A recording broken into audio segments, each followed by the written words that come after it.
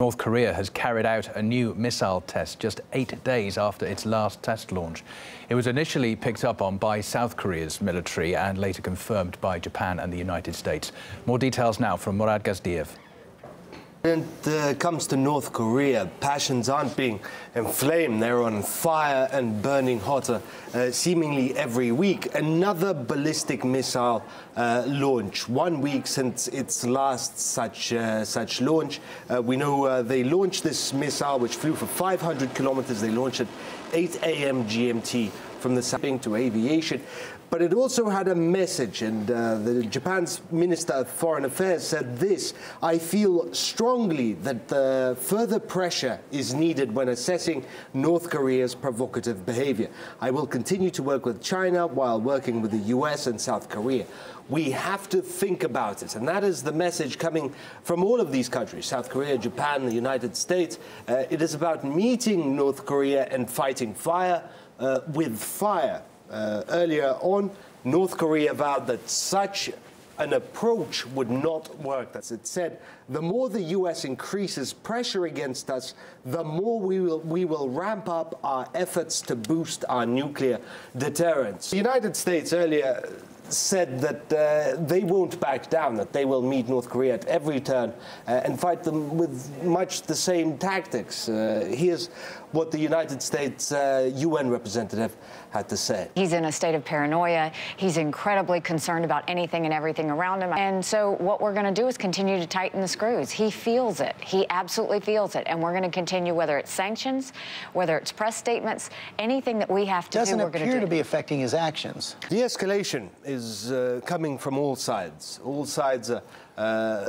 believe that the only way to end this is, through a show of force. And the Russian president's come out and he said that cooler heads must prevail, that everybody needs to take it down a notch, and that, provocation's not going to get anyone anywhere.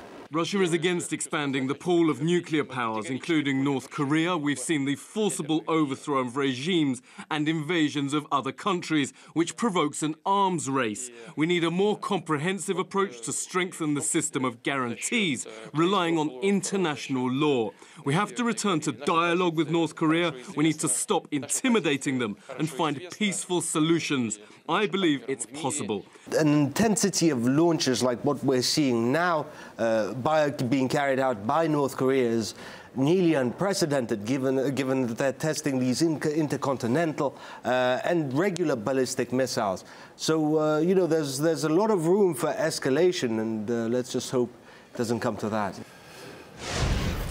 Well, let's get some analysis from the region now. In Hong Kong, political analyst Joseph Cheng joins us. Mr. Cheng, welcome back to RT. What do you think is likely to be the result of this acceleration of North Korea's missile program? Well, this kind of missile tests are to be expected. Certainly, North Korea wants to continue to expect anything from the Trump administration? Do you expect any restraint there, or do you expect another fleet to head its way, or more troops in the south?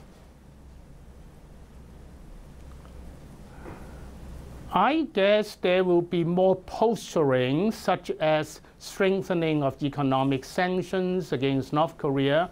There's not much more you can do. There may well be a bit more military exercises and so on.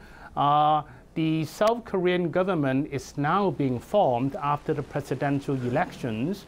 There may be some gestures of reconciliation towards renewal of bilateral negotiations, but the basic emphasis seems to remain unchanged. Certainly, North Korea is asking for a very high price. It wants some kind of direct negotiations with the United States towards formal diplomatic relations and some kind of mutual non-attack, non-aggression agreement, which cannot be met under the present circumstances. Yeah. President Putin warned about the dangers of an arms race as this brinkmanship, this one-upmanship and brinkmanship continues. At some point, someone's going to snap, though, and given that North Korea repeatedly ignores warnings from the UN, it ignores its allies in the region as well, certainly China, and continues regardless, What has to happen for this to be solved peacefully? Well, I think all parties concerned at the moment, at least, understand that the United States, as well as South Korea, they do not intend to bring about a regime change in Pyongyang.